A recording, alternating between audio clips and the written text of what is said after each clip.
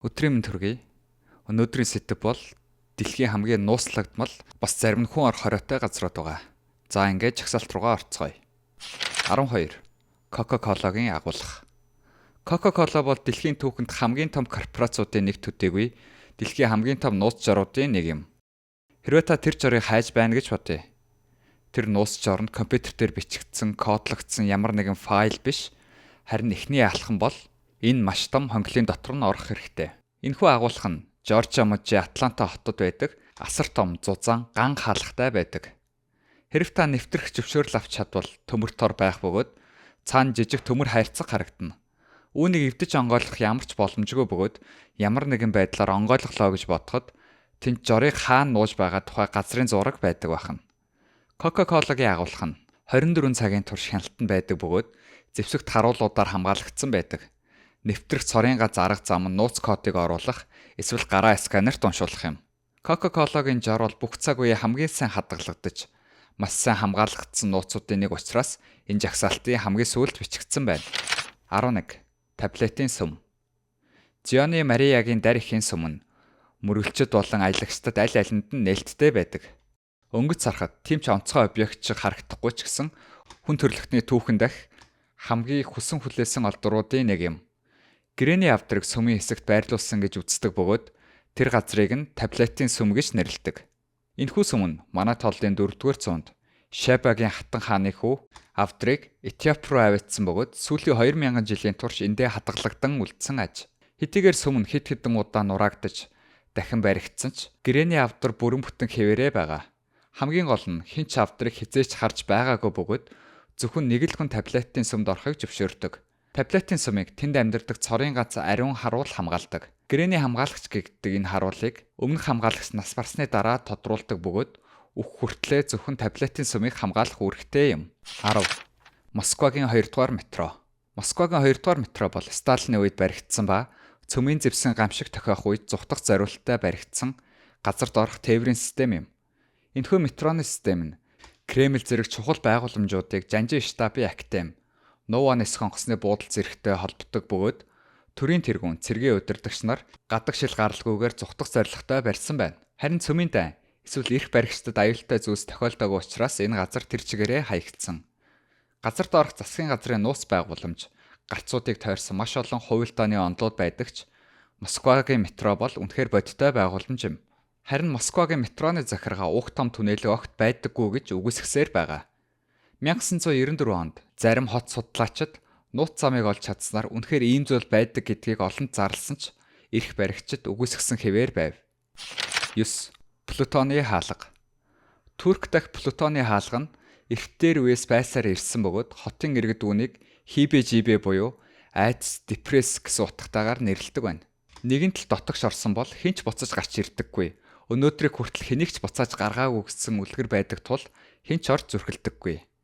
Тэгэхээр энд яг юу болоод байгааг мэдэх гэсэн хүмүүс эрт дээр үеэс л туршилт хийдэг байсан бөгөөд юу болохыг нь харахын тулд энэ удаад Плутоны хаалга руу шоунууд оруулав. Харин тэд бүгд тэр даруй өгсөн байна. Одоо үлгэр домгийн биш шинжлэх ухааны талаас нь авч үзье. Энэ хаалгыг аюултай болгож буй гол зүйл нь CO2-ын өндөр концентрац бөгөөд хүнийг үхүүлэхэд хэдхэн минут хангалттай хортой юм. Плутоны үүдэнд байдаг хийн өдрийн цагаар нарны туяанаас ялгарч шөндөө гадаа хүйтэн болох үед CO2 нь агаарт маш хүнд болж хоримтлагддаг тул амьд амьтаа орох бараг л боломжгүй болгодог байна. 8. Форт Нокс. Америк нэгдсэн улсын Форт Нокс хотод тус улсын алтны нөөцийн талаас илүү хувь нь хадгалагддаг тул дэлхийн хамгийн нууц газруудын нэг гэдэг нь ойлгомжтой. Мэдээжийн хэрэг холоос харж болох ч ойртож очих бараг боломжгүй буюу дэлхийн хамгийн чанга хамгаалалттай газруудын нэг юм. Ажилтнууд нь хүртэл агуулга руу нэвтрэх эрх байдаггүй. Форт Ноксын алтны уулс руу орохын тулд маш олон төрлийн зүйлс хэрэгтэй болно. Ажилтан бүр зөвхөн нэг цоожны төлгүүртэй байдаг тул өөрийн хэсгээсээ ч цаашаа явж чадахгүй гэсэн үг. Ямар ч довтлогооноос бүрэн хамгаалагдсан байдаг буюу бетонын ханны цаана борчин чулуугаар бүрсэн байдаг тул ханыг нурааж эвдэж орох нь боломжгүй зүйл юм. 7. Disney Club 33. Disney World руу маш олон хүмүүс очдог. Харин маш нууц Disney Club 33 гэж байдаг бөгөөд зөвхөн тусгай гишүүдэд зориулсан клуб, цэцэрлэг түрээлэнтэй бөгөөд согтууруулах ундаагаар үйлчилдэг цорын ганц хэсэг байдаг байна. Маш нууцлаг клубыг анх Walt Disney ажлын өдрийнхөө төгсгөлд хөлөө амрааж, тайвширч, заримдаа хамтрагчдаа найзуудаа зугаацуулах газар болгон бүтээсэн байна. Харин найзуудыгаа л урддаг байсан хэсэг нь сүүлдээ албан ёсоор клуб болж нэгтгэхээс өмнө өөрөө нас барсан байна. Зочдын хэлснээр клуб зөвхөн урилгаар орох боломжтой бөгөөд эхний ээлжинд $100,000 гишүүнчлэлийн хураамж, дараа нь элит статусаа хадгалахын тулд сар бүр $30,000 төлөхийг шаарддаг байна. Мэдээч хэрэг гишүүд клубын талаар гадагшаа мэдээлэл бараг өгдөггүй тул энэ талаарх мэдээлэл маш бага байдаг. 6. Бохемийн төгөл. Бохемийн төгөл бол дэлхий дээр оршин байдаг хамгийн том нууцуудын нэг бөгөөд дэлхийн хамгийн баян, эрх мэдэлтэй хүмүүс энэ газар нууц газар байгуулсан гэж үздэг байна. Калифорни мужийн Монтебелло хотын ойд байдаг бөгөөд жил бүр Америкийн нийгмийн дээд давхаргын 2500 хүн очдог. Энэхүү арга хэмжээ 200 жил орчим үргэлжиж байгаа бөгөөд зөвхөн дэлхийн хамгийн нэр хүндтэй чухал хүмүүсийг урьддаг байна. Нобелийн шагналтнууд, цэргийн албан тушаалтнууд, Ivy League-ийн их сургуулийн ерөнхийлөгчид тэрч байтугай улс төрийн маш олон хүмүүс очдог.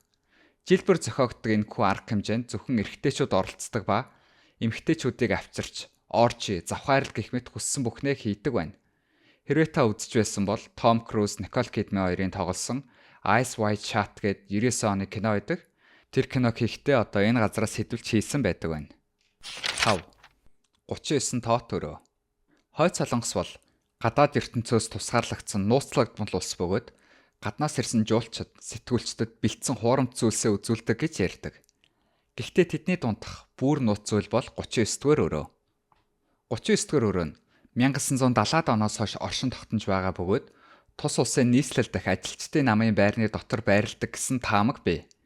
Үүний талаар хангалттай их мэдээлэл байхгүй ч арилжааны байгууллагуудаар дамжуулан мөнгө угаадаг гэж үздэг бөгөөд жилд доор хаяж $1 тэрбум орлого олдог гэсэн тооцоо бий.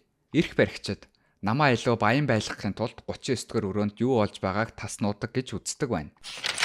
4. Бангар форт. Энэтхэгийн Рajasthan муж дахь Бангар цайзыг 15 дугаар зуунд барьсан байна. Нэгэн цагт цэцэглэн хөгжиж байсан хаант улс өсгөлөнгийн улмаас хүн аманд цөөрч, эцэст нь үлдсэн ард иргэд нь орхин явхад хүрсэн түүхтэй. 1783 он гэхэд энэ газар бүхэлдээ эзгүрч зөвхөн Бангар форт л үлдсэн байна. Олон жилийн турш олон хүн энэ цайзыг хараал хүрсэн аимшигтай газар гэж үздэг бөгөөд засгийн газарч хууль ёсны дагуу хий үзэгдэлтэй гэж хүлээн зөвшөөрсөн. Энд үүр цайхаас нар жаргах хооронд л Бангар форт руу орохыг засгийн газраас зөвшөөрсөн байна. Нутгийн бус гадны хүмүүс орох нь хориотой бөгөөд шөнийн цагаар амьсгалахын аргагүй хүнд болж сонин дуу чимээнүүд гарч юмс өөрөө хөдөлдөг байна. Тэгэхээр энэ газар дэлхийд сүнстэй гэдгээрээ маш алдартай бөгөөд энэ талаар YouTube руу айгүй их орж бичлэг хийж үзсэн байлээ шөнийн цагаар. Би тэгээ тайлбар хэсэгт хамгийн алдартай YouTube-ийн орсон бичлэгийн линкийг үлдээчихье. 3. Jiangsu-гийн үндэсний аюулгүй байдлын музей. 2009 онд Jiangsu хотын үндэсний аюулгүй байдлын музей нээлттэй хийв. Яагаад маш нууц газруудаа жагсаалтанд орсон бэ гэвэл гадаад хүн орохыг хориглодог учраас тэр юм. Хэдийгээр энэ музей зөвхөн нутгийн оршин суугчдад нээлттэй байдагч гэрэл зураг авахыг бүтэн хориглодог. Учир нь хятадын тагнуулуудын хийсэн бүх зүйл улс төрийн хооронд хэрхэн яаж байсан тухай байдаг байна. Энэ музей нь Нанжин хотод байдаг бөгөөд хятадын коммунист намын залуу үеийн 1920-ад оны үеийн тагнуул, нууц тагнуулын үйл ажиллагаатай холбоотой нарийн ширийн зүйлс, арга барил, гоёл чимэглэлүүд байдаг. Тус музейд өдөр тутмын эд зүйлсийн дүрт хувиргасан бүх төрлийн зэвсэг, тагнуулын камер, нууц сонсголын төхөөрөмжүүдийг дэлгэн үзүүлсэн байдаг байна. 2. Номхон далайн туршилтын зурвас. 1946-аас 1962 оны хооронд Америкийн нэгдсэн улс бүх төрлийн цөмийн зэвсгийг туршиж үзсэн байдаг. Харин ийм аюултай зүйлсээ хаан туршсан гэдэг нь нэрнээс нь ойлгомжтой байх. Номхон далай болон Маршаллын арлуудад 16 жилийн хугацаанд доор хаяж 67 удаа цөмийн туршилт хийсэн байна.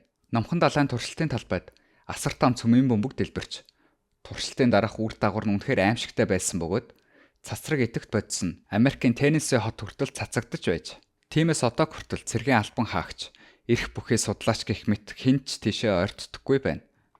Туршилтын талбайн хамгийн алдартай газар болох Бикини атолл нь орчин суугчгүй бөгөөд Америкийн нэгдсэн улсын цэргийн хяналтанд байсан хэвээр байгаа юм. Хөрсөн маш их цацрагт уяатай болсон тул зүгээр л наригл модно таныг алах хэмжээний хортой байдаг. Харин 1946 онд орьсон суугчтай байсан бөгөөд амьд үлдгэсэд нь нүүхээс өөр аргагүйд хүрч байсан байна.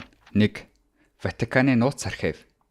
За тэгэхээр үүнд би Ватиканы 15 нууц гэсэн бичлэг хийж байсан учраас та хэрвээ үзээгүй бол эндээс үзээрэй гэд би дэлгэцэн дээр гаргаад тавьчих.